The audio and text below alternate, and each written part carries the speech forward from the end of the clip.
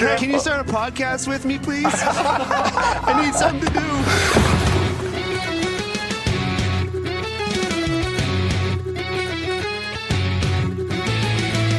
Pastrnak sent it out in front of Malkin to save. They score! Elias Lindholm looks to the heavens. Here's a chance. Potter right in and goal. He scores. Oh my! What a move by the rookie. 2-on-1. Pastrnak moving in with Marchand. Get it to it. Score! The zone. Coyle dances in. Backhand score! Lindholm right wing corner. Pastrnak is there. He scores! David Pastrnak wins it for Boston.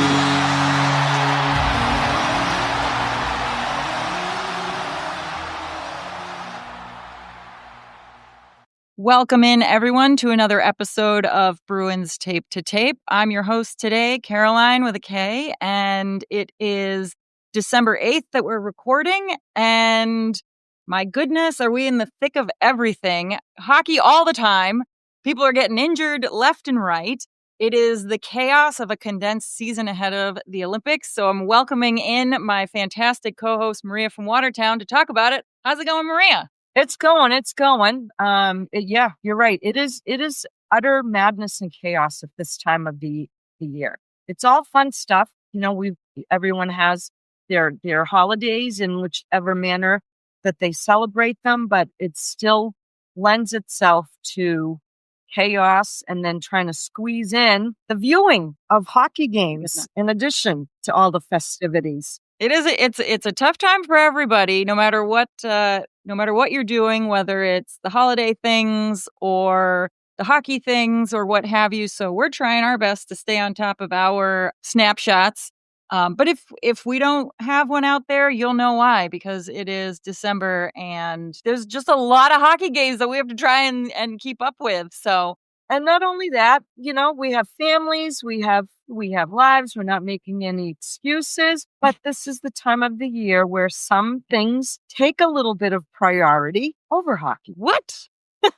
Shocking. That's never happened before in my life. Blasphemous coming from me. I know. Well, let's dive in. We'll set the table. There's just so much happening. Like I said, so many injuries, some crazy news out there, not just for the Boston Bruins, pretty much really now, it sounds terrible to say scraping the bottom of the barrel, because I don't think that these guys are terrible, but they're literally reaching for their final backup players at this point. And we've also got the Olympic decisions are going to be coming out very soon. So lots to talk about. But Bruins wise, some updates on the most, intriguing, significant injuries, because they are to our two main leaders, David Pastrnak. We've just seen today, again, it's Monday, middle of the day, that Pasta was at practice, but he is in a red no contact jersey. Yeah, he was skating before on his own. So. Yes, so he's in a red no contact, which is interesting. That was a little bit of a surprise to me. And then Charlie McAvoy, we know he's been skating, and he was at practice on Friday in a no contact jersey, but today, Monday, regular jersey. Yeah. Regular jersey. That's kind of pretty big news, especially since we all learned on Friday when he went to practice for the first time and met with media that he had lost 20 pounds in that first week and a half, thanks to the all liquid diet. Yeah, eating a steak and drinking it doesn't carry the same benefits, right? Yeah, I could have told you that.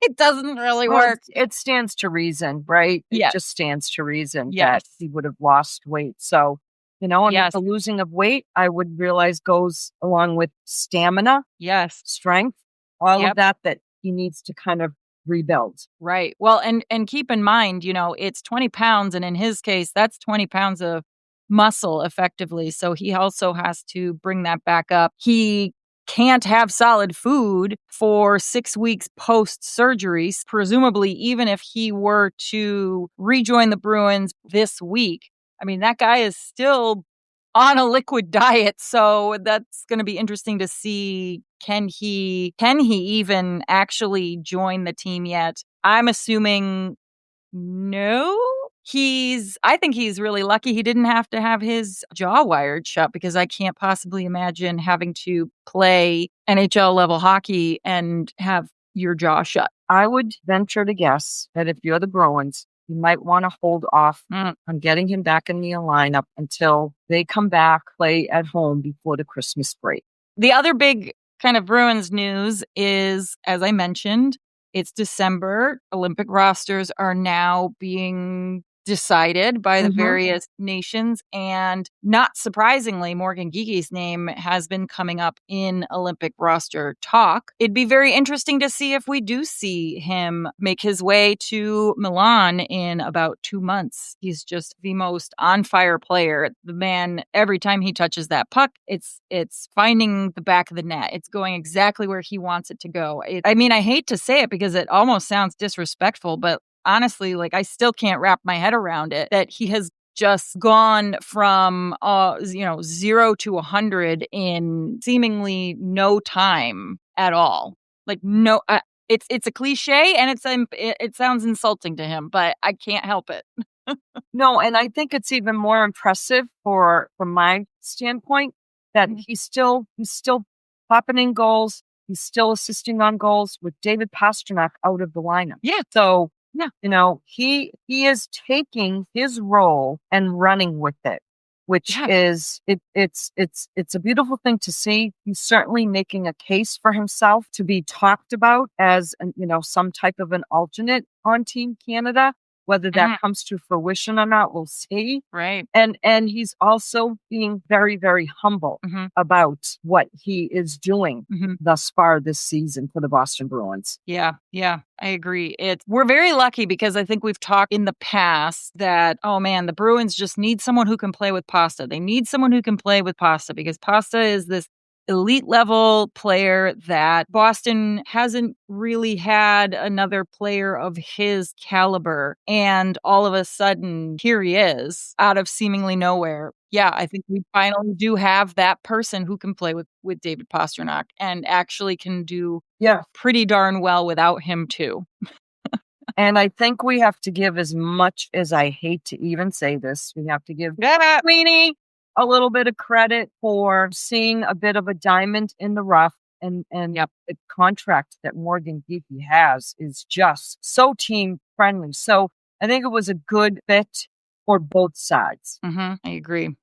For our listeners who tuned in last week, we had run out of time to get one of Maria's classic hot takes about the current Bruins leadership situations. We very briefly alluded to there's not been any further conversation. I mean, granted, I certainly am not expecting any further conversation until the postseason, but this leadership vacuum and the fact that we are continuing on this season without a captain, and Maria, you've been giving this a little bit of thought.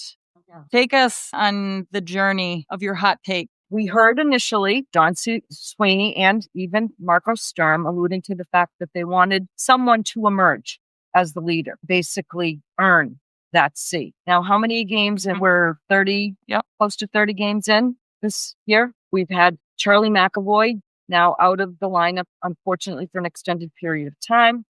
And his play has been, it's been better. It's been better. Pasta hasn't been lighting things up crazily either, and he's had some time out of the lineup now for the first time in his career. Yeah. And I'm looking at a particular player, to me, who showed signs of an emergence at the end of last season, who has carried that emergence forward with not only his play on the ice and making changes to the way he plays, but the fact that he has said and done, I know who you're going to say, all the right things as far as I'm concerned throughout the course of the season and continues to be a leader. And I'm talking about Nikita Zadorov. And I don't understand why, if it was me, and I'm looking at this in the way it was presented to us by the Boston Bruins organization. Yeah. And you're saying you're waiting for someone to stand out and take that leadership role on. Give him the C. Give him the C. I don't know if I'm 100% there with giving him the C, because I do want to keep going and seeing, because I'm nervous. Just because of the whole year that we saw last year, just because of that. And I'm a little bit more conservative on that end. But I agree in terms of the leadership, the fact that at the start of the season, Bruins management, I don't know who really made the decision, obviously, but that they decided they were not even going to introduce any degree of rotation in any sort of way. We've seen in the past that one of the alternates was rotated in and out. I think is a fantastic motivator and reward recognition for a guy who maybe is really contributing in that time. So I've always been a fan of that idea. I don't have a problem with there being, a captain and then an alternate who's just like that steady right-hand man,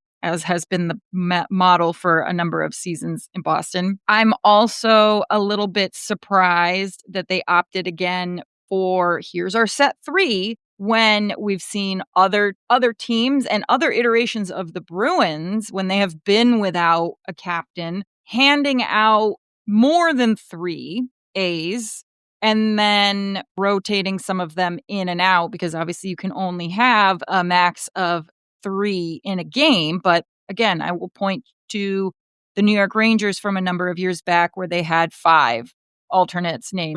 I believe it was the late 60s, early 70s Boston Bruins that had multiples, right? Where there was obviously one chief, he had it all the time, but, rotating in and out. So I think it's weird. I kind of question the reasoning and logic behind the way that they have put it together, because to your point, Maria, if you want to say we're going to let nature take its course, which is plausible, right? And we're going to see who rises to the occasion, either you were just, I don't know, feeding us some BS, which is also very likely, right?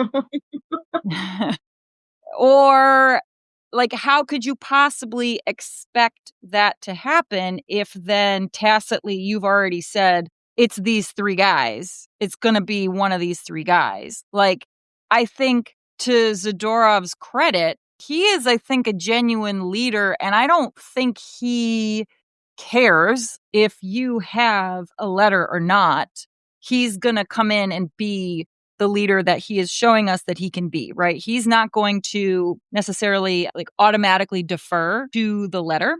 I fully expected him to, if they were going to do some degree of rotation, that he was going to be one of the guys who had it.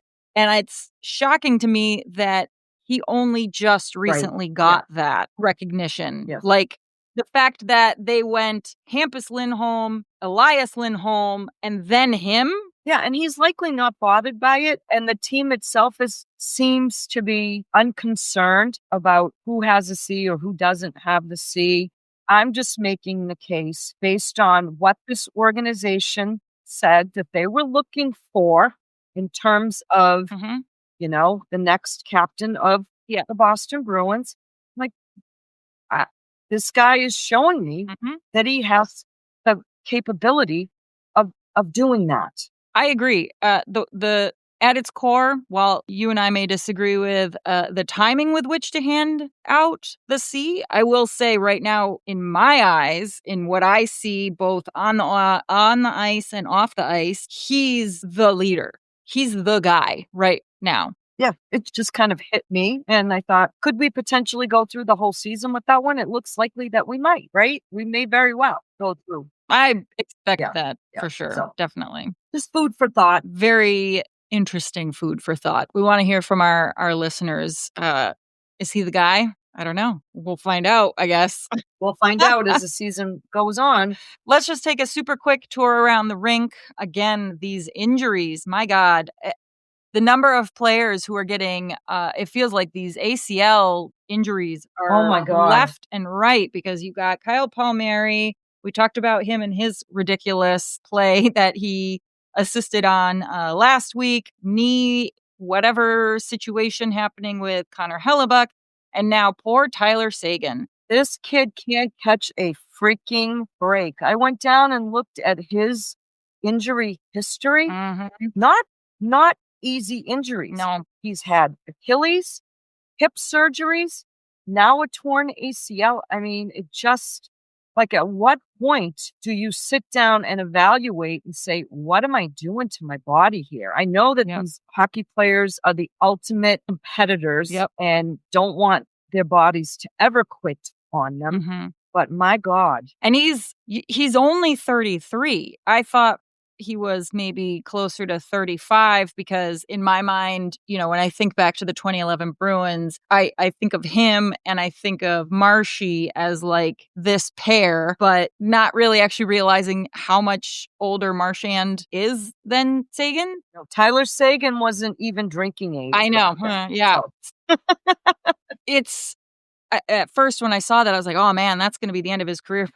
I mean, he's 33. By no means, especially in this day and age, is that particularly old. It's older, but I think you're seeing a lot of these long-term guys making it to 35. So we will see if he does, because that's a tough one. That's it for the season for him. Yeah, it sounds like it is it for the season for him. Yeah. And the other big piece of news that's kind of around the rink is speaking of rinks. Yeah, literally is the joke. It's laughable. It's somewhat laughable. That is the Olympic ice rink in Italy. It's shocking to me because Italy, Milan, they've known that they've had the Olympics since 2016. Italy last had the Winter Olympics in 2006. So the fact that they are effectively still constructing an arena early December of 2025 is, first of all, shocking. Like, what is going on? I mean, yes, there's always corruption and inflated pricing and stuff when it comes to the Olympics, because whatever, that's always a thing. No, the IOC is a nefarious organization as far as I'm concerned. So the biggest issue is the fact that if you haven't heard the news somehow, this rink size, so an NHL rink is 200 feet in length and 90 feet in width. An Olympic or international ice surface is slightly wider and I think slightly shorter.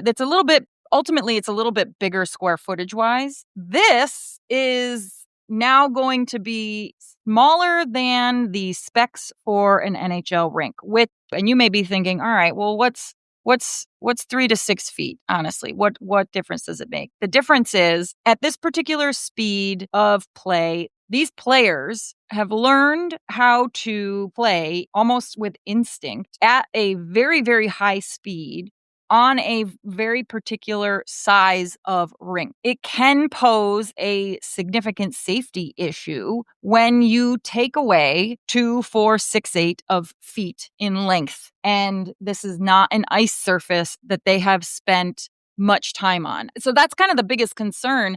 And part of me, and Maria, I want to get your take on this. The NHL, primarily, Gary Bettman has basically come out and he's said there's no backup plan. This is all on the IOC to get sorted out. Now, my take is, my initial thought is, well, why the heck is the NHL being so passive aggressive about all of this? Because you would imagine after the massive, massive success of the Four Nations, and the NHL is always looking to continue to capitalize on opportunities that really get the NHL's name out there. For him to be passive aggressive about all of this, the only thing I can think of is that truly deep down, they don't want the players to go, which I think is true. I think that Bettman, he always is working for the owners. However, money is everything, right? If there's an opportunity for the NHL to make money, they will pursue it, right? That's capitalism. And the amount of money that they could make, if not directly from the Olympics, long term off of the Olympics, right? The new fans, the excitement around it. People are going to be tuning in to see maybe who these players are before the games. And then they'll follow after the games because they just saw and fell in love with XYZ player from this team, like from Team Canada or whoever, right? So I'm surprised that even if even if he's being passive aggressive because they really secretly, not secretly, don't want the players, like, but the money. How could you say no to the money? I want to hear your take on your understanding of the situation and why the heck is the NHL being so uninvolved? I agree with you. I really don't think that they want the players going. The league itself wants. Now, is it a good opportunity to continue growing your game? Yes, but the league isn't going to be directly profiting from the Olympics. And I think also the statements made by Bill Daley, I don't want to say that they're disingenuous, but to some degree, there might be a little bit of disingenuousness in the statement in saying that, hey, we're supporting our players, but if you don't get this rink built, we're not sending our guys there, right, to benefit you. Some of that might be pressure, trying to put some pressure on the IOC to get this rink. Like, let's get going here, people. You've had so much time to get this rink built, so much time to get this rink built, that there's really no plausible rationale why we're having this conversation right now. What's frightening from the player standpoint, and I read this earlier this weekend, comments that Elliot Friedman made, is that the players themselves are less concerned about the size of the rink, but very concerned about the ice conditions, because there will be a lot of activity on this one rink, and there won't be a lot of time in between to bring the ice surface up to standards that the players have been accustomed to. And that's where it becomes a safety concern for the players. And the fact that the NHL and the league isn't talking about an alternative plan or trying to figure out an alternative plan to keep their players safe is another problem. But me, honestly, I think that the league could give two shits if the players went or not.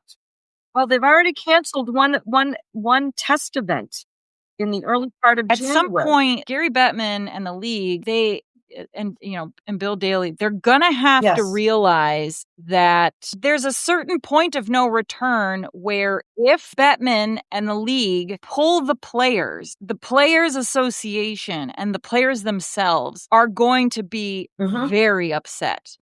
And you can't, like what that point of no return is date-wise, I don't know, but probably not too much longer after final rosters are announced. Like, they, no matter what, they can't, if they can, but they can't, like, if they know what's good for them and the relationship with the players and everything, all that goodwill that they've been building and they got back after all of this stuff with COVID, like, they cannot just let it fail. That they are going to potentially have to step in and help make it right, because you can't tell them a week, 2 weeks, 4 weeks before going that you're now not going. You can't do that to people. Then the NHL needs to do whatever it is that they can do to ensure the success of the Olympics, because the NHL has the world's best of everything when it comes to the game of hockey, right? All the resources, all the brains, all the ability to coordinate and put on events and things like that. So they have what is needed to execute an Olympic program. So you're going to get to the point where you have to know it is too late to tell the players you're not going. So then you damn well better do everything you possibly can to ensure the safety and the well-being of your players when they go there. And if that means figuring out a solution for the incompetent IOC, then they got to do that. It wouldn't bode well for the relationship between the NHLPA and the league. I'll give you that. However, the league has the ability to pull the plug because they need to protect their investment. Can you imagine? We're already seeing, we just talked about injuries to key players on teams because of, and I think a lot of it is because of this compressed schedule to accommodate the Olympic break, right? Can you imagine? You send all of these superstars because let's face it, that's who in essence is going to the Olympics. NHL superstars across the league from various countries. And now if you've got an ice surface that is not up to standards, not being maintained properly, and then you see superstars going down and they come back injured to their And if you teams? think that Walsh is going to let it go, Right. because like if they don't, either they pull the players who now they all knew going into this season that the schedule would be compressed. It is harder on them mentally, physically, emotionally. And then to have that taken away from them, that's going to piss them off, right? Because they've already said, all right, we'll do this way Right. for that. We're sacrificing ourselves for that. So the expectation is you're going to sacrifice and let us have this. If they are then finding themselves in a situation where they sacrificed on their side and the NHL doesn't reciprocate in some way, I think regardless, you're going to see issues between the NHL and the NHLPA. So the NHL, like Gary Bettman and the league and the owners, like if they want to play at this pissing contest with the IOC, fine. Right. But at some point, Right. if they need to step in, they damn well better. Because it's not just the players who are going to be disappointed. All the fans are going to be disappointed. Like, enough of these games. Stop being children. I don't know who's playing games with who. It sounds like maybe there's a little bit of gamemanship Right, somebody here, is. but the Somebody bigger is. concern is the fact that, and maybe the league is working on a plan B, and the tea hasn't been spilled on that yet. Right. But the fact that there's been no information forthcoming about what is the alternative, if in fact the rink isn't ready, because here it is, December 8th. Well, and I'm not surprised that, again, the NHL is saying, we don't have a plan. I mean, that could be complete BS, but they don't want Right. the IOC to know. And again, here we are with the games, right? It's ridiculous. But regardless, that's the international around the rink tea. So let's super quick do a rundown of the different games that we saw in the past week. Okay. We saw Detroit. They were in Detroit. It was a pretty pathetic, as you described in a recent snapshot, lazy, listless, and uninspired. Yep. I would like to describe it as the Bruins have kind of been floating up and down, and that was them kind of going down and touching a toe on that rock bottom that they've been on before, and then realizing, oh, shoot, you're right, we can't be doing that, and then turning around and, as you predicted, kind of coming back when they returned home to the Blues and the Devils. Overall take on that Detroit game. They were 0 for 2 on the power play. Swayman was awful. It was not good. No. And it as I said in the snapshot, it didn't fall all at his feet. But here's what I'm going to say. The Boston Bruins, the way this roster is constructed currently, if they don't play 60 minutes in their defensive structure, they do not give themselves a chance to win. And the losses that they suffer are a direct result of the fact that either they don't start strong with this defensive structure, they are unwilling to play their defensive structure because maybe they think they have it one up on their opponent, not to do so. So if they're not playing their defensive structure and their goalie is not the goalie, whoever it is that evening is not on point, they are not giving themselves a chance to win. That's it.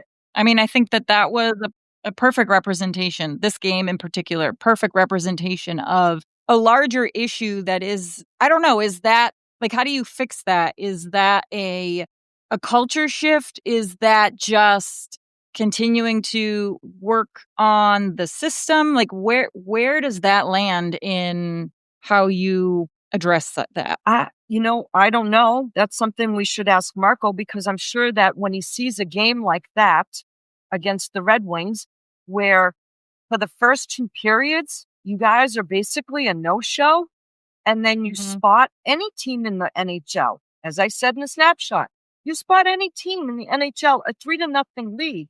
I don't know how the hell you plausibly think you're going to come back and win that game, because you're not playing the way that you're supposed to be playing. Right. So they go from that game, and we've now gotten a couple of guys back.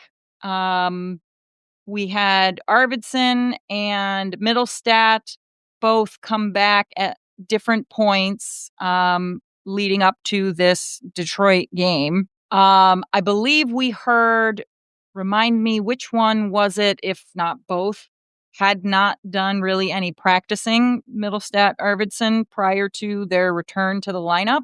How much do you think that was a contribution to kind of some of that listless play versus finally seeming like by the time they played the Blues at home, everybody was now starting to kind of click back together? No, because I thought Arvidsson had some decent jump in the game against Detroit. It was the same old in the instances where, you've got 5 Boston Bruins standing around in our own end, looking at each other like, who's going to do what here? That's what's frustrating. Yes. Yeah. That's the point that I'm trying to make, right? It wasn't for a lack of trying to get yourself scoring opportunities. It's what you're doing when the other team is coming into your own zone, and you're making things too goddamn easy for them.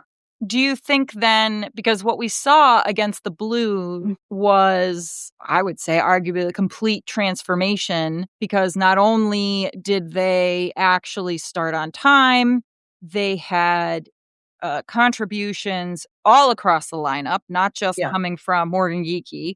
Do you think that kind of turnaround was a result of, let's say, knocking heads together and saying, what are you idiots doing? Hello, remember the system? Or do you think there was something else kind of contributing in that case? No, I think those are instances, the game against Detroit, which I have to give credit to the coaches and also, those who are leaders in that locker room, basically looking at each other in the face and holding each other accountable and saying, we played like dog shit in the first 2 periods. Yep. Yeah. Okay. We can't play like that and expect to win hockey games. Right. And I think this is the difference, right? When you see the bounce backs, and they have been pretty consistent in bouncing back. They're not doing scenarios where, okay, they have a game like that against Detroit, and then it carries into the next game, and then they lose another game, and they lose a third game. Right. So to their credit, whoever is taking the bull by the horn in those instances is getting through to other players.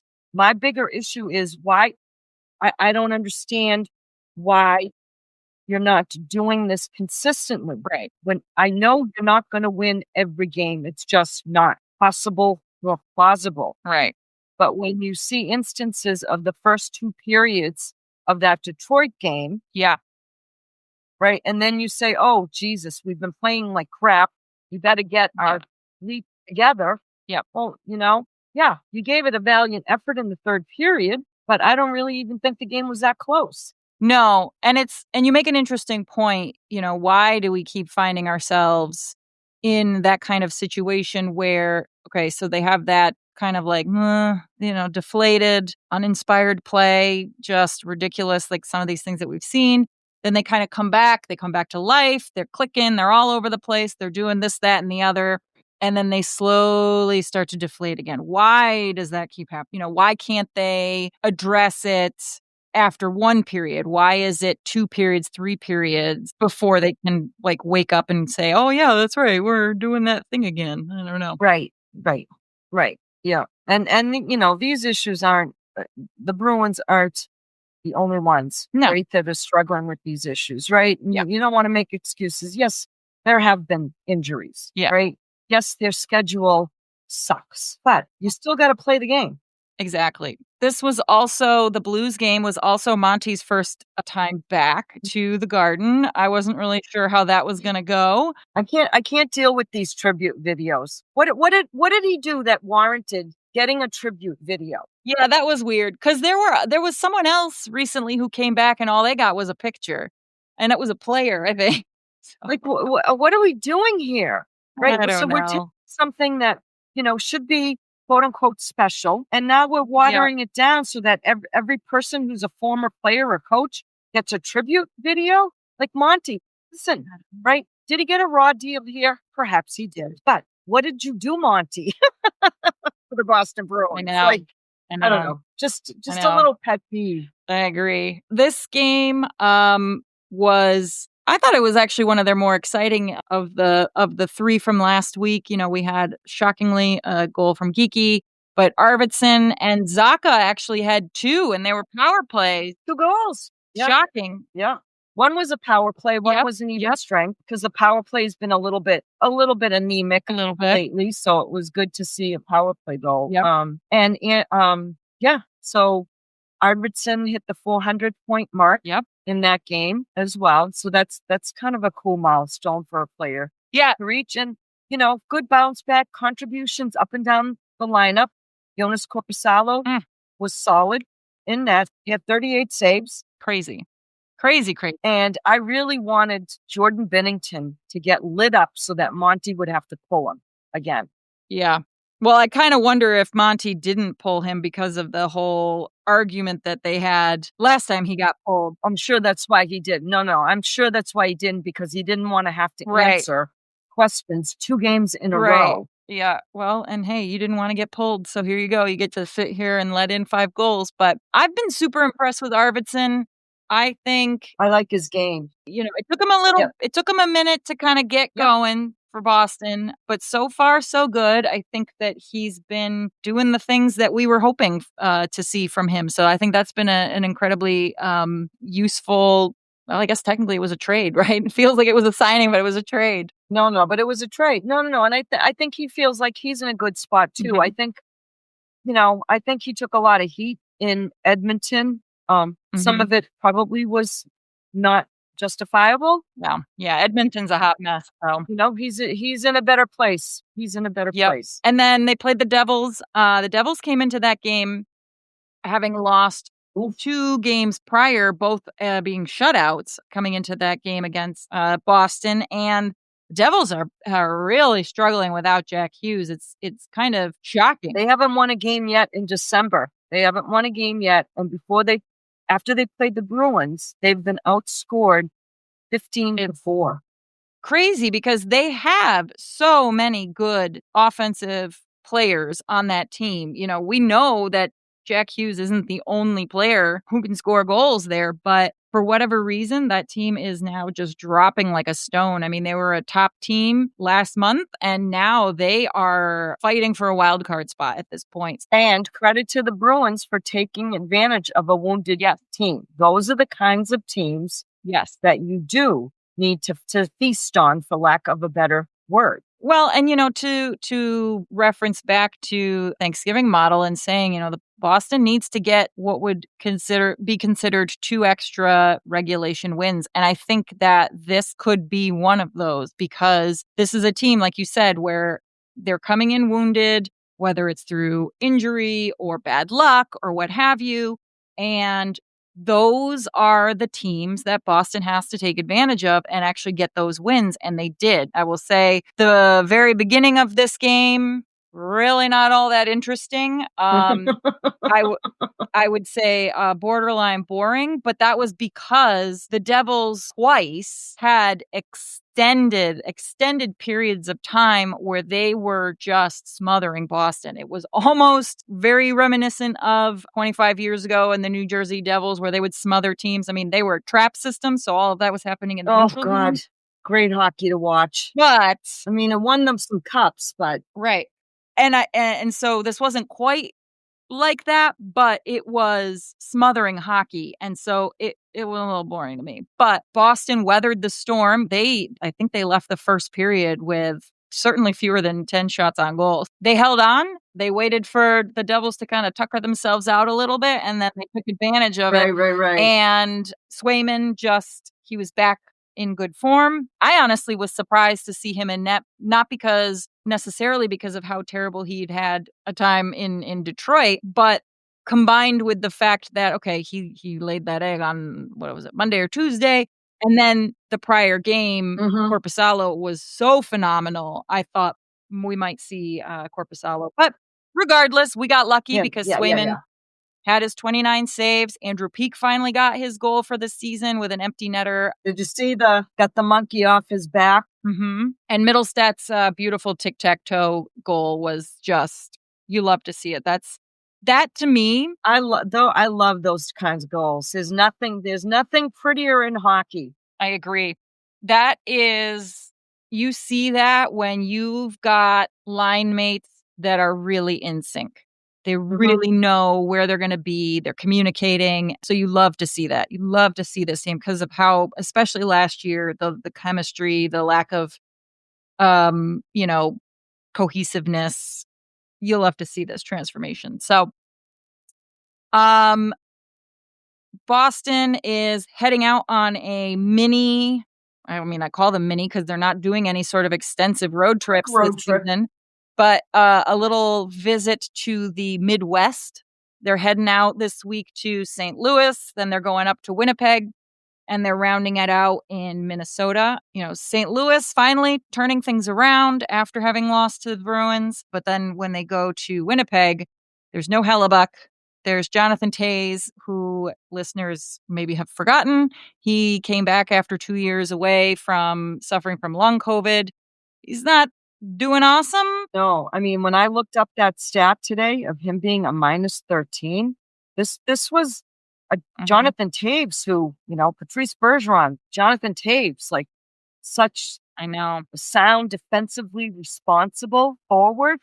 Yeah, I found that to be a little, and he has played in every game for the Jets. Yeah. So, which good on him. Good on him for at least being able to play all those games. But here's another instance where the Bruins need to take advantage of a team that is struggling without their number one goalie. They're without Connor Hellebuck for the foreseeable future. My expectation is win in St. Louis. Well, take points in St. Louis, take points in Winnipeg. And then Minnesota might be a different story because that is a legit hockey team. Yes, it is. And if you haven't seen their rookie goaltender, they call him the Wall, Wallstedt. He's phenomenal. For as fantastic as a rookie goalie Dustin Wolf was, this guy, he's next level as well. So I don't know who they're going to have in net when Boston comes, but the Bruins are going to have to really be offensively aggressive as much as they possibly can because Minnesota they have that young netminder who's been phenomenal, and of course their defense with Kirill the Thrill. You can't forget about him at all. So they're a fantastic team. Yeah, they're right now they're a top 17 in the league. The Wild are. So let's talk stick taps. Who we want to give a stick tap to? Going with Pavel Zacha for his 2-goal performance because, we've given him a little bit of heat in the past too. It takes a shot, but goes high, goes wide, goes here, goes there, right? So good on him. 2 goals against the Blues. Morgan Geekie's going to stay in the stick taps because it's just inevitable that he's just there. And I want to give some stick taps to Victor Arvidsson and Elias Lindholm because they've in the last handful of games they're putting up some points too since they got back in the lineup. Much needed secondary points for this team too. So good on them. And honestly, Alex Steeves, I don't know how you're going to take this guy out of the lineup when everyone's back healthy. I don't know what they're going to do because they can't send him down because they'd have to send him through waivers. He's doing and has done so far everything that an organization has asked you to do. Earn the opportunity, make the most of that opportunity, and you're helping the team get wins. So how do you take this guy out of the lineup? Guys like him, Aspero, these guys who have come up in Boston's time of need and we say all the time, if you're going to get called up because somebody's injured or whatever, all that we ask is that you not cause damage, right? These guys not only have not done that, which is good, they have significantly contributed in a positive way to the outcome of games. Yeah, it's a good problem to have for Boston, quite frankly. And I would also throw in, of course, the goaltending. Our goaltending on the whole, yes, 1 or 2 games here and there. Individual goalies have not had great games. It's always going to be more amplified when they don't have their best game. Also, if the team in front of them isn't really helping them out. But on the whole, the goaltending continues to be a pretty reliable feature of this defensive structure. Steady. It's been steady for the most part, which when you're playing the structure that we're being told that they want to play, relies heavily on goaltending. Right. Exactly. In the penalty box, though, Bruins defensemen are just not scoring any goals. And I don't know if that's weird to us because the last few years we've been used to the system where they are involved in offensive work. But right now, you brought this statistic to my attention as a group. The Bruins defensemen have only had 7 goals. Meanwhile, you've got Jacob Chychrun. He's got 11 just for himself. Yeah. Even Matthew Schaefer has 8, in his first year. A rookie, right? Yeah. So, and I think this was talked about before the season even started, about the contributions that we needed from the back end, both defensively and to some degree offensively. While for the most part, the defensemen are doing their job. Sure. Defensively, they got to be pushing the pace a little bit more offensively, I think, for this team to have success, especially when you get McAvoy back, right? You gotta see a little bit more offense from these guys. Yep, just a little bit. That's what we've got going on ahead this week. Hopefully we'll be able to get a couple of snapshots out there for you folks for our reactions after these games. They're not like West Coast games, so I expect to be able to, for the most part, watch most of the games in full without falling asleep. I don't know about you, Maria, but I'm not making any promises. But any other final thoughts before we say goodbye? No, it's been a pretty steady diet of like 3 games per week here, 3 games per week, 3 games per week. So I myself am looking forward to when we get to that little Christmas break. Yeah, it'll be a good thing. But as you've heard us say many times before, make sure you like and subscribe for more content. And be sure to leave a rating and review to help other Bruins fans find us. You can support the podcast by joining our Patreon or following us on our socials at Tape to Tape MK and on Substack at tape2tapemk.substack.com. And as always, go Bees! Go Bees!